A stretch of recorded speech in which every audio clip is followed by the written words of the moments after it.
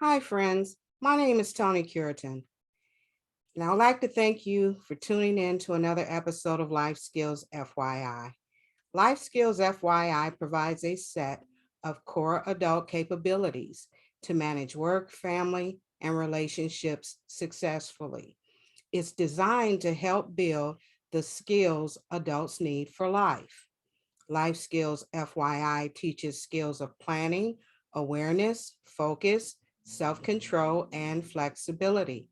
They are daily living skills to promote successful, independent living, skills that every adult should know, but were never taught in school.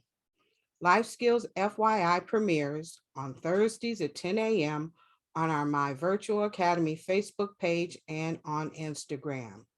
Today, we are going to learn how to register to vote.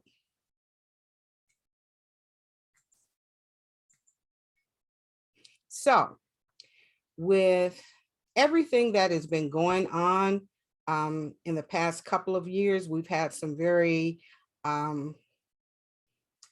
energetic, for lack of a better word, elections that we've been holding in our state. And it really is very crucial that every person that is capable of voting, that you vote, that you cast your vote, because your vote does count and it does matter. And the only way that we are going to ever see anything in our society change is if we come together and either dismantle the laws and the things that are currently in place that are not benefiting our society, our people as a whole, or we create new ones. And this is how you do it, by electing people and putting them in office that will address the interests that you have as a citizen in this society and this world. So today we're going to talk about how and where you go to register to vote. So step one is really easy. You need to determine whether or not you are eligible to vote. And in order to be eligible to vote, you have to be a Michigan resident at the time that you register, and a resident of your city for at least 30 days when you vote. So at the time that you fill out your registration, you have to be a Michigan resident. And then when it's time to vote, you will have had to have been a citizen of your city for at least 30 days. You also have to be a United States citizen and 18 years of age. And you cannot be currently serving a sentence in jail or prison. Now, it doesn't mean that if you've ever been to jail, you can't vote. It just means that if the election is taking place at the time that you are serving a sentence, then you cannot vote at that time, that particular time.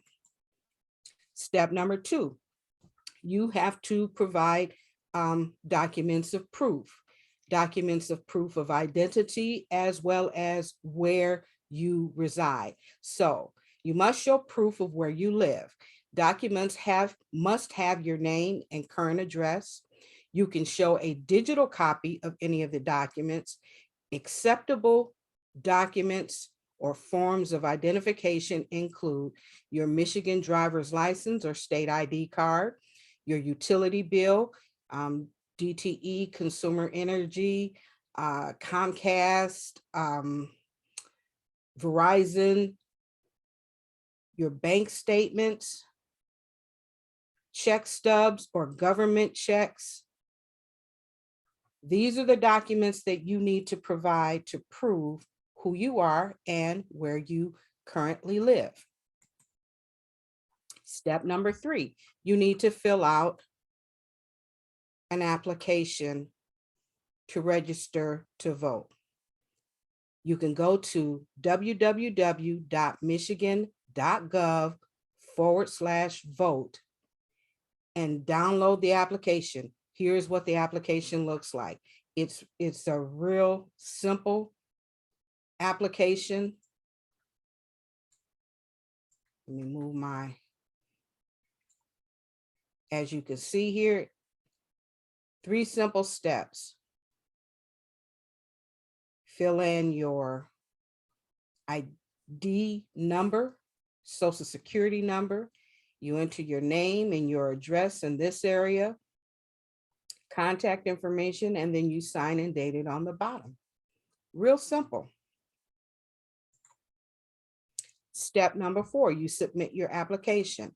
You can submit your application by mail, US mail, or you can deliver it to the city clerk's office.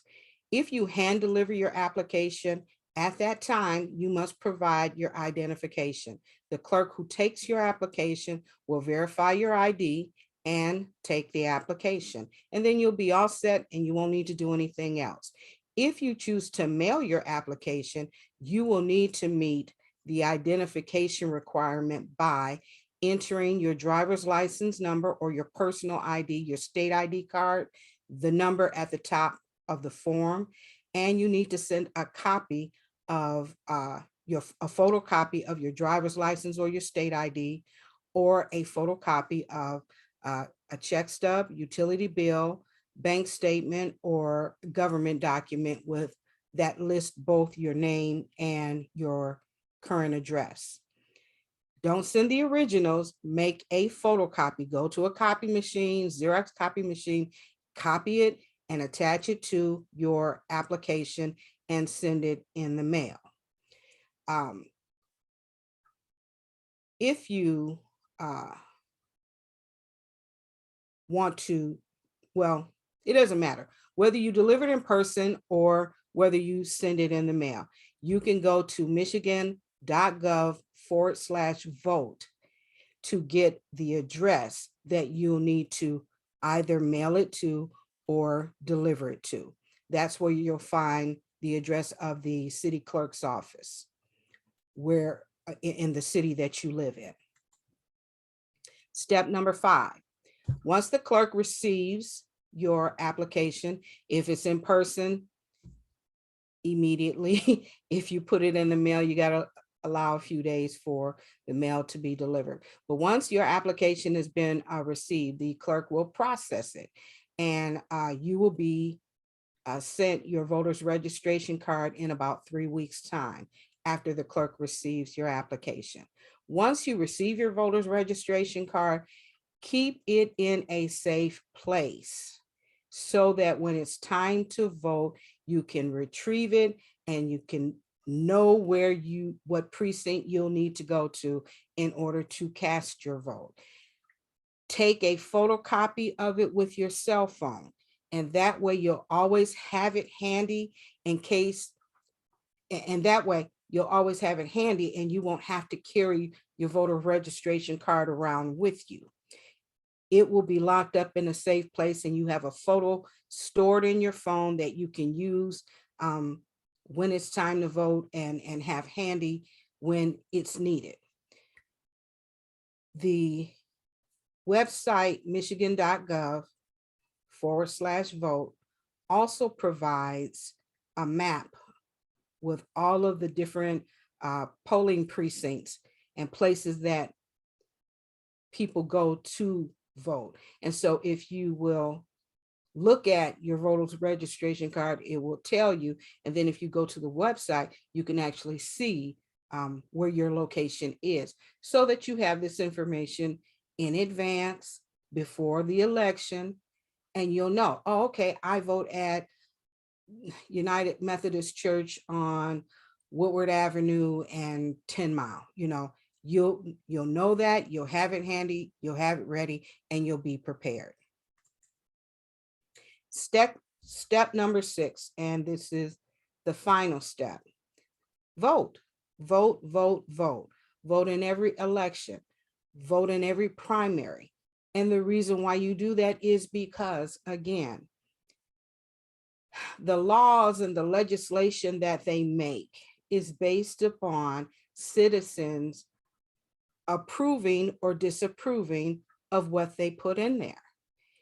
If you don't like what's going on in our community, in our state, in our cities, Exercise your right to vote. Exercise your right to have your district representatives hear what it is you want so that they can work on your behalf and make a difference. When you go to the polls on election day, you will be asked to present your voter identity card.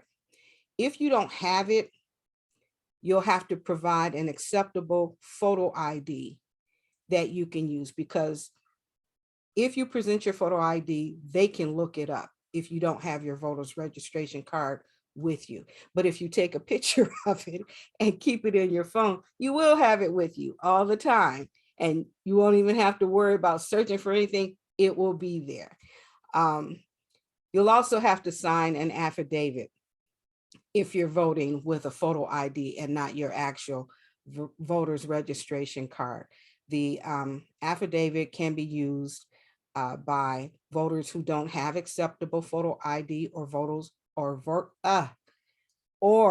voters who have photo ID but didn't bring it to the polls.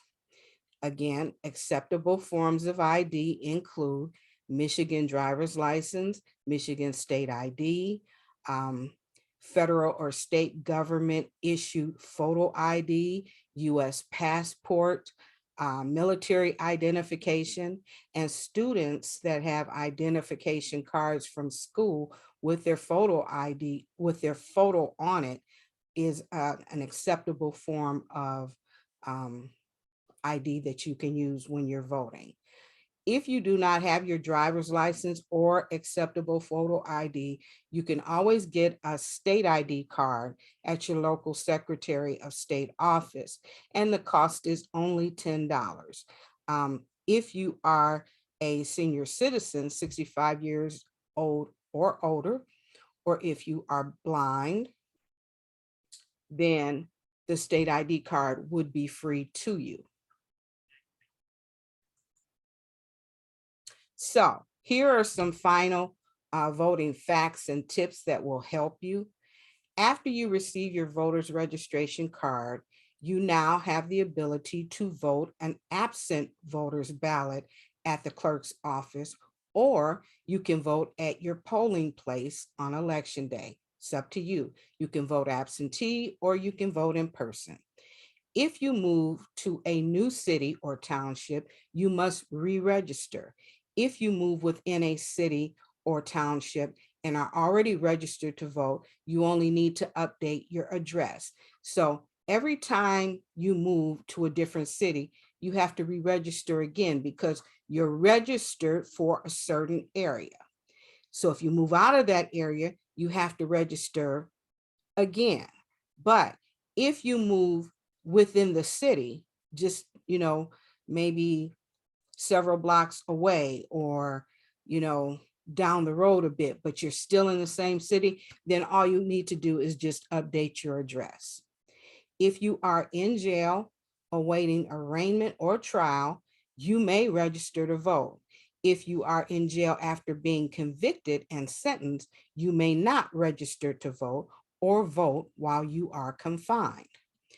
If you want more information, go to www.michigan.gov/vote, and you will find out all kinds of information about what your sample ballot looks like every election day, or for every time we're scheduled to vote for whatever office or whatever legislation that they have. If you go to michigan.gov/vote, you can see the ballot. You can see what's on it, what you'll be voting on. You can also find out if you're registered to vote, because sometimes you think you are and you aren't. That gives you time to go and remedy that, put your application in, and get all set and ready to go. It helps you find your voter location, the precinct that you'll be voting in. It helps you track your absentee ballot if you file to vote absentee. It lets you know when they receive it. It goes through several checkpoints, and each checkpoint is registered on your account when you go to michigan.gov/vote. You can find out who are all of the candidates that will be in that particular election. You can find out, again, what the voting equipment looks like, the different polling locations. It's a very helpful website that provides you with a great deal of valuable information in regards to preparing you to vote in every election. And it's a good place, a good resource for you to go to and get your questions answered and find out different things so that you can be prepared to participate in every election day. Well, that's all my time for today, friends. I thank you so much for joining me today on Life Skills FYI. I know it was a great deal of information, but I know it's very valuable and very helpful. Again, it is every citizen's right to participate on election day to vote for all of our city, all of our state officials, our government officials, the different legislations that they are trying to enact for our benefit. It is important that you participate in that. Let the government know, let your representatives know what it is you want, and communicate that to them by voting. So again, thank you so much for joining me. If you have any questions, you can reach out to me. My number is 586-842-0558. That's 586-842-0558. Again, I am Toni Cureton, and I'll see you next time on Life Skills FYI. And always remember to adult responsibly.